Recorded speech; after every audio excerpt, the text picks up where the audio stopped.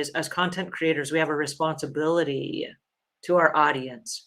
Our audience is expecting us to show up and give them accurate information. If you show up and you're just making stuff up, or you're winging it, or you haven't done your research properly, they're going to leave and go find some other content creator that has their act put together. Okay. So there's a responsibility to be accountable to your audience if you're going to be in this for the long haul. The second thing is there's a platform or a network that you are responsible to, and you have to be accountable to them. There are certain rules and regulations that every platform has, and it might be something such as terms of service or guidelines or copyright issues or whatever the rules are for that platform. If you're going to be on that platform, you have to be accountable to them and you have to follow the rules. Another one is peers and collaborators. If you bring other people into your sphere of influence and you have agreements with them in place, you are accountable to them to follow those guidelines. For example, we do 6 shows every single week over with and in tandem with Lifelong Productions. And as a result of that, we have a series of guidelines that we follow. And we send those out in advance to every guest that's on our show. And we expect those guests to also follow those guidelines, because those guidelines then are accountable to our advertisers, right? So like we have a no cussing policy. I have guests that I would love to be on my show, but they have really salty language, and that's not in agreement with our advertisers. And so I can't have them on our show. Their language, while it's a lazy approach to expressing themselves, is costing them from being on my show. And so there are things like that that we have to be accountable for if we're going to follow certain guidelines that then in turn generate revenues that we then pay our bills with, right? So if we're going to avoid burnout, the conscious agreement with ourselves is to follow all of the guidelines and to be accountable, so that we're not finding ourselves in legal battles and lost revenues and lost brand deals and disagreements and collaborations that have fallen apart and things like that. So you have to be accountable all across the board. I said sponsors and advertisers. This is really important because every single brand deal has its own series of guidelines. And so if you take on a brand deal and you say, yes, I will make this video, there might be a deadline that's associated with that. And you have to be accountable to that company by promoting the product within a certain time frame, or you have to turn that product in on a certain deadline. And so by being accountable to those companies, you're able to do more brand deals and you create credibility in the marketplace. And so there are services, I know we belong to a service that tracks our response time. And so every time somebody sends a request to us, based on how fast we respond and how quick we respond, and the ratings we get from the company that has done business with us, like, oh yes, this was really a great company to do business with in a certain time frame, that promotes us then through the program. And so if we are not accountable to that particular program, then we lose our ratings and therefore we lose brand deals. They'll send the brand deals to the next person that's more responsive, that turns in the projects on time, that has better communication with the client, and so on, right? So in our burnout recovery, being aware of accountability is going to be top of mind on every single step along the way. The next one is regulatory authorities. This is every time you take on a project, there are certain rules and requirements that are associated with that you have to be accountable to. For example, we are Amazon associates, and that means when we recommend a product, sometimes we have an affiliate link. If we use an Amazon affiliate link, we must say the words. As an Amazon associate, I earn commissions from qualifying purchases. That means I'm telling people that, hey, you can click on this link, and although I recommended it to you, hopefully I recommended it only because I love the product, not just because I'm making money, but in all due respect, I'm earning money when you click on this link, right? And now if you are ethical and you only share products that you absolutely love, use, and believe in, then you will not go wrong, right? That is all I do. There are enough products out there. I don't need to be recommending products that suck. And I don't want to recommend products that suck for this reason. Every time you recommend a product, people are going to come back to you and they're going to say, hey, I tried this product and it either worked, I love it, or it didn't work and you lied, right? They're going to say one of those two things. And if you lied about a product and it's really a piece of crap, they're going to ask you how to use it. They're going to ask you, hey, this fell apart. How do I fix it? And based on your recommendation, they went out and they spent hard-earned money to buy something, right? When you hold yourself accountable to your audience and to the advertisers and to the regulations, what you're saying is, I'm only going to recommend products that I believe in, right? There's also an FTC, Federal Trade Commission from the United States, which is a regulatory accountability system. So if I recommend anything, and it doesn't just have to be Amazon, it should be any product that has an affiliate link to it, I have to disclose this is a paid promotion. Also, if somebody sends me a free product, that's considered a promotional product. So maybe I did not get paid cash, but they sent me a free vacuum or they sent me a free whatever, right? I have to disclose that.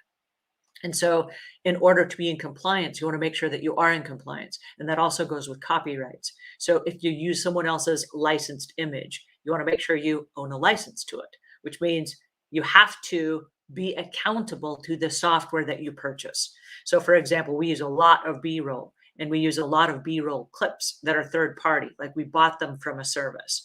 And so, there are images that we license on a regular basis, and that is part of our budget. And so every single time we have ever been challenged, and you will be challenged, okay? There will be content creators that come at you and they say, hey, that's my image. You took my image. And you have to say, yes, I did. And I bought it from this particular service, and here's my license. And you have to prove that. Okay. So when you are accountable, what happens is you are saying, I am fully responsible. And I just talked about licenses. Let's talk about computers for a second. There are a lot of software programs that you're going to use as a content creator.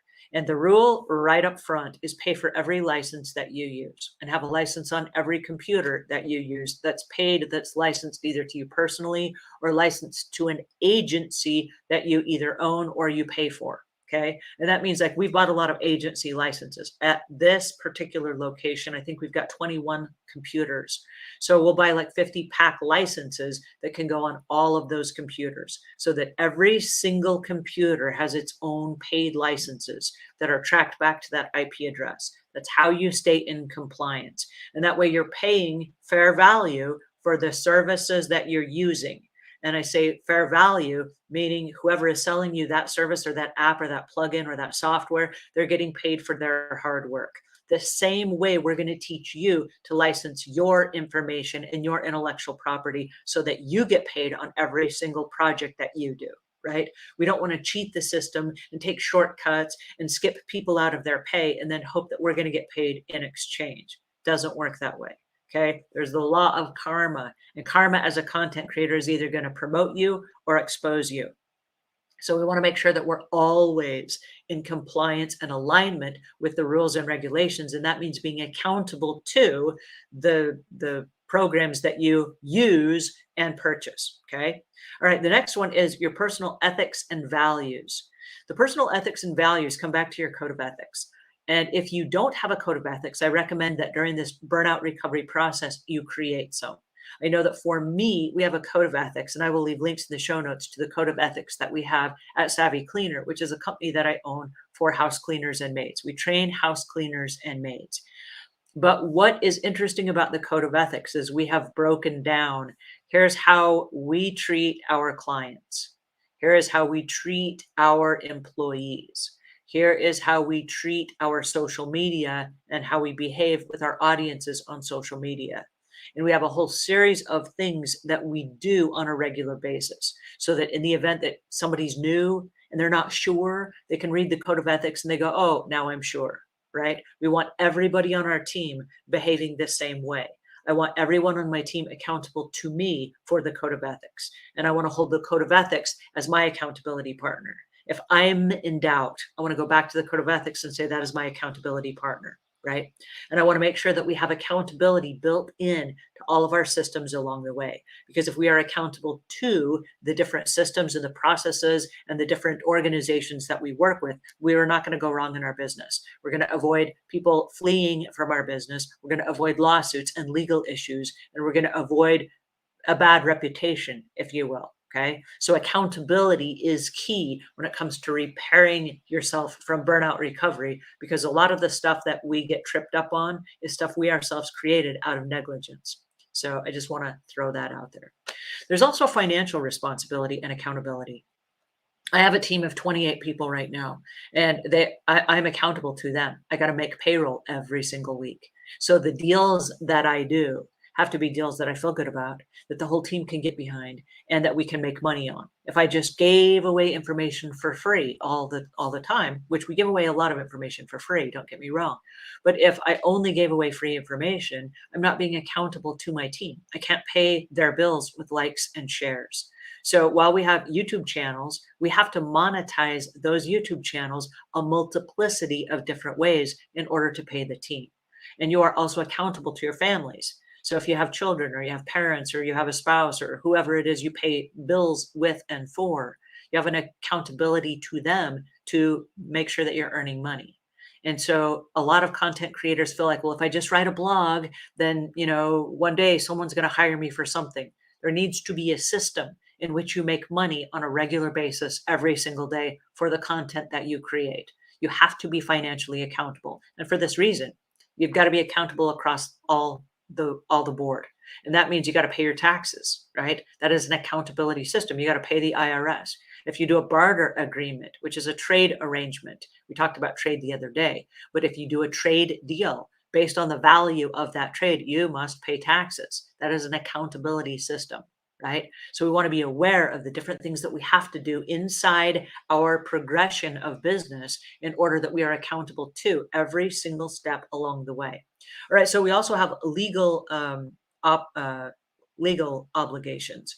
And the legal obligations is that we cross all of our T's and we dot all of our I's. This is that we make sure that we have, if need be, a business license, or that we have bank accounts that are set up in our business name, that we have trademarks in place, and that we have all of our filings in place. I know for us, we are an LLC. And so as a result of that, we have annual reports that are due every single year. That is an accountability system that goes back to the legal system, right? That keeps our business operational and in alignment with whatever the rules and regulations are of the state.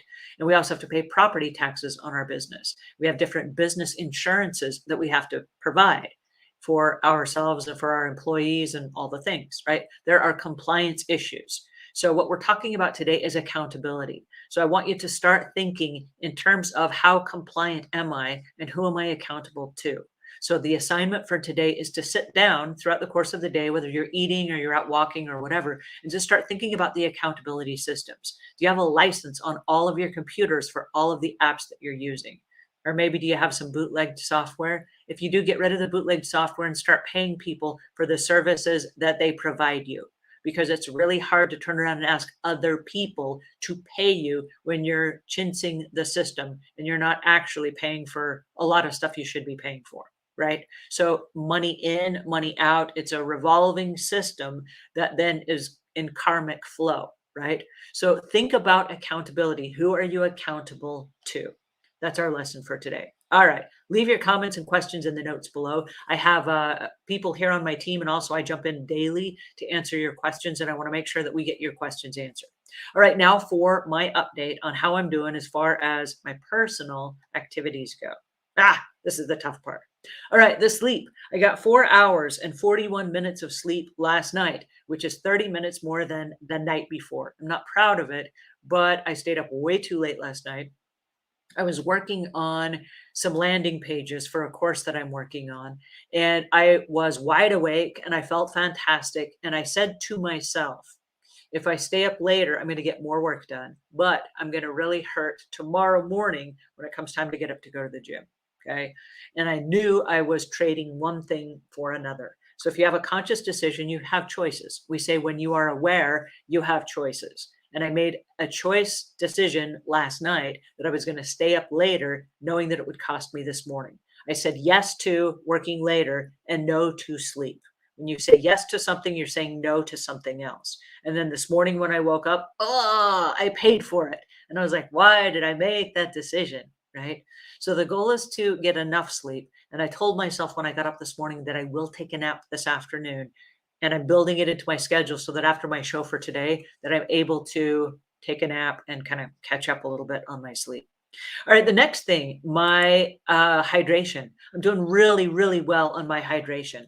And while I'm thinking of my hydration, I'm just taking a drink right now, trying to make sure that I stay hydrated. I drank one of these 16-ounce bottles of water this morning when I first woke up. I drank one on the way to the gym, and I found myself on my way into the gym filling up at the water fountain there for my third 16-ounce drink of water for the day. So already I'm on my fourth drink of water for the day, and I'm doing just fine.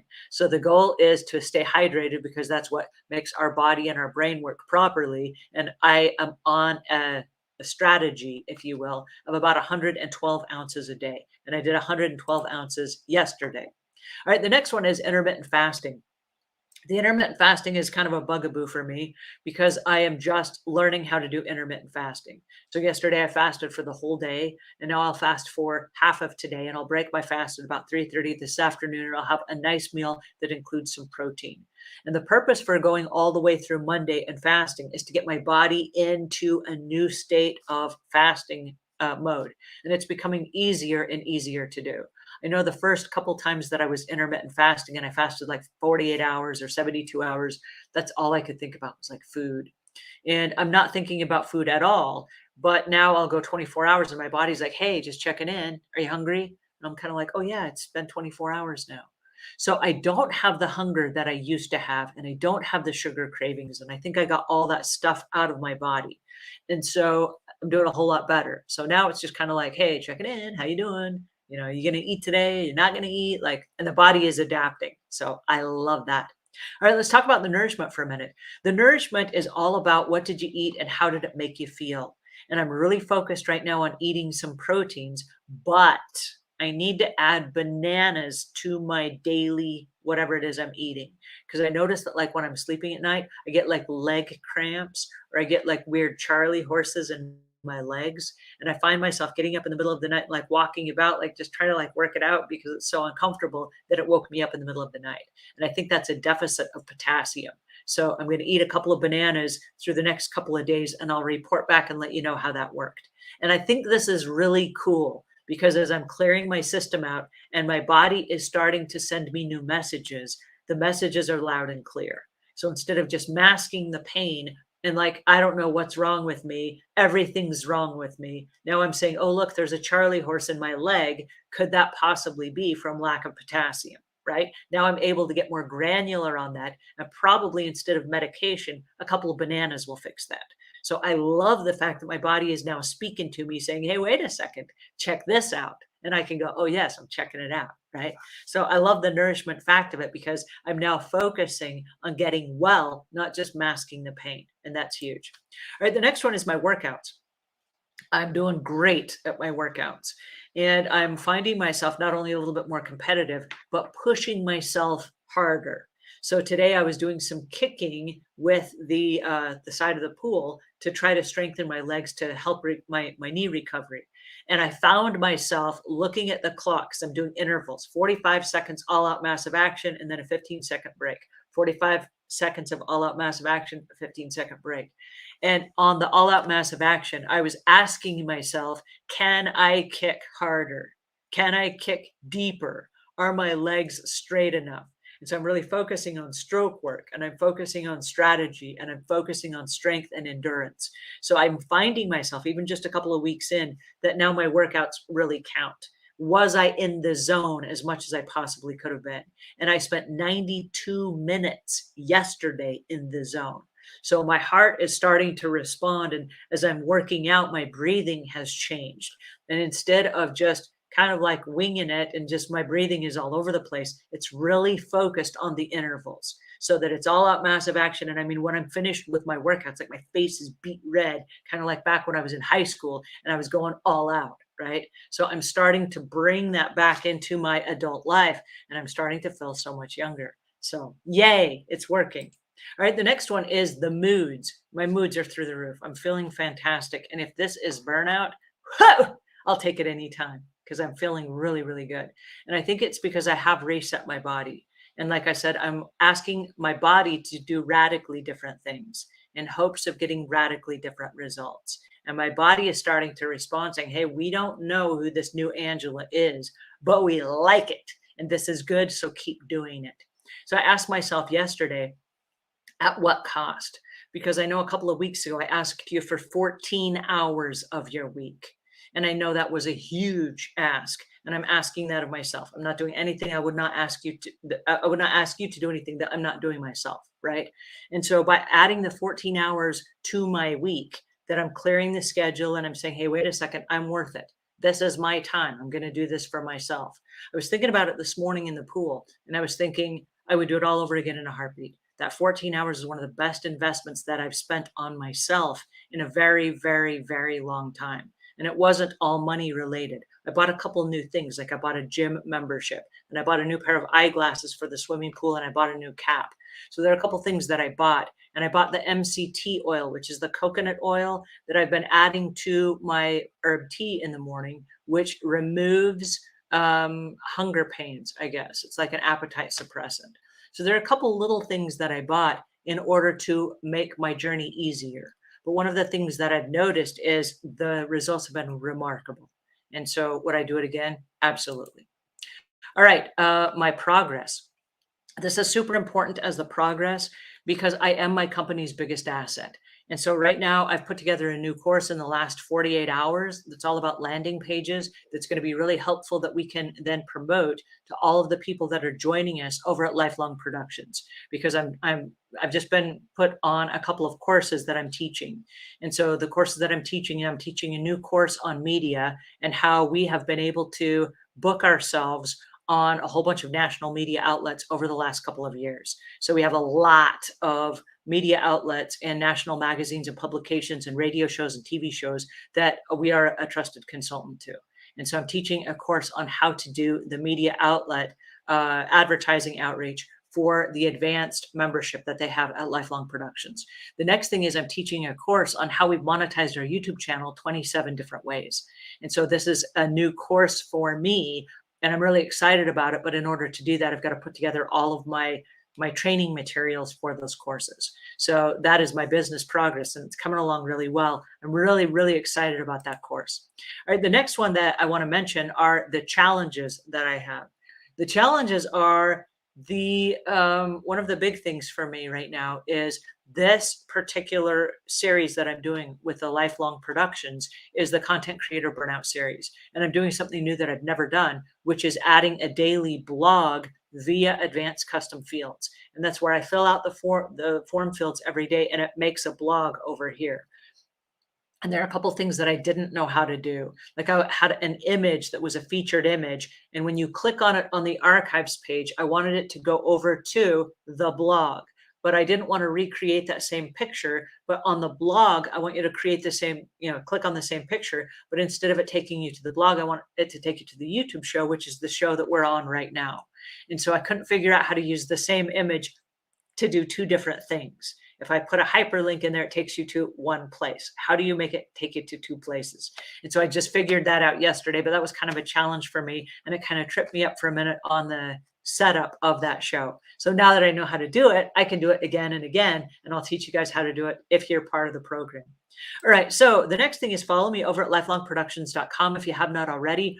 lifelongproductions.com/burnout. That is this series that we're doing here right now. I am meeting with you guys every single day to say, hi, how you doing? And to share with you my journey. And then also Lifelong Productions. We've spoken about this a little bit, but I want to share with you that it is a program that helps content creators finish the projects they start. So like you, if you wanted to learn how to do advanced custom fields and you wanted to learn how to maximize your blog posts, this is a really great way to fill out a simple form and boom, it just formats like magic your blogs. How cool is that? But there are little tiny things like that that they help content creators do so that you can not only spend the time doing what you love, but also make money at it. All right, so that's it for today. Have a great day and start thinking about who you are accountable to and what does that mean for you and your business. All right, that's it for today. There are two things I want to leave you with. Number one, you matter. And number two, you